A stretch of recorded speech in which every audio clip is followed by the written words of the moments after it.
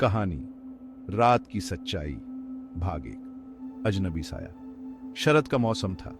गांव की गलियां अंधेरे में डूबी हुई थीं। रवि, जो शहर से कुछ दिन की छुट्टियों के लिए अपने पैतृक गांव आया था, उसे इस गांव की शांत और सुनसान रातें हमेशा से पसंद थीं। लेकिन उस रात कुछ अलग था। रवि की नजरें बार बार खिड़की के बाहर जाती थीं। उसने सोचा, क्या बात है, आज कुछ अजीब महसूस हो रहा है। उसने खिड़की से बाहर झांका। हल्की चांदनी में उसे किसी का साया दिखा। वह साया तेजी से एक पेड़ के पीछे छिप गया। रवि ने जल्दी से दरवाजा खोला और बाहर निकला। ठंडी हवा ने उसे कंपा दिया, लेकिन वह उस साये की ओर बढ़ने लगा। कौन हो तुम? बाहर क्यों खड़े हो? उसने आवाज लगाई, लेकिन कोई जवाब नहीं आया। भाग 2। पुरानी हवेली। रवि ने देखा कि वह साया गांव की पुरानी और सुनसान हवेली की ओर जा रहा था। इस हवेली के बारे में कई कहानियां प्रचलित थीं। लोग कहते थे कि वहां आत्माएं बसती हैं। रवि ने सोचा, क्या यह सच है या फिर बस कहानियां हैं? उसने हिम्मत जुटाई और हवेली के भीतर जाने का फैसला किया। अंदर घुसते ही उसकी नजर एक पुराने दरवाजे पर पड़ी। वह धीरे धीरे उस दरवाजे की ओर बढ़ा। दरवाजे के पास पहुंचते ही उसे ठंडी हवा का झोंका महसूस हुआ और दरवाजा अपने आप खुल गया। अंदर एक लंबा अंधेरा कमरा था। भाग 3। डरावनी सच्चाई। रवि ने जैसे ही उस कमरे में कदम रखा, उसे किसी के रोने की आवाज सुनाई दी।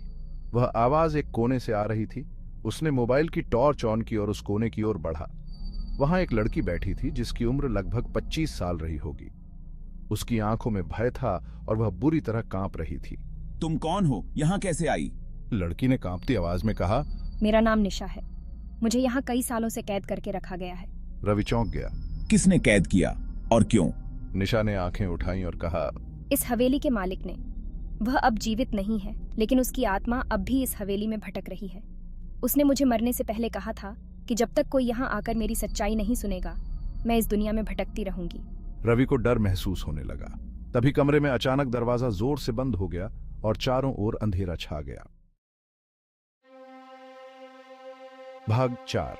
अंतिम मोड़। रवि ने दरवाजा खोलने की कोशिश की, लेकिन वह बंद हो चुका था। उसे लगा कि वह भी इस हवेली का एक और शिकार बनने वाला है। तभी निशा ने कहा, तुम यहाँ से बच सकते हो अगर तुम मेरी सच्चाई सबको बता दो। रवि ने हिम्मत से कहा, मैं तुम्हारी सच्चाई सबको बताऊंगा। इतना कहते ही दरवाजा खुल गया और हवेली की लाइटें अचानक जल उठीं। रवि ने मुड़कर देखा तो निशा गायब हो चुकी थी। रवि ने बिना समय गंवाए हवेली से बाहर निकलकर गांव वालों को सारी बात बता दी।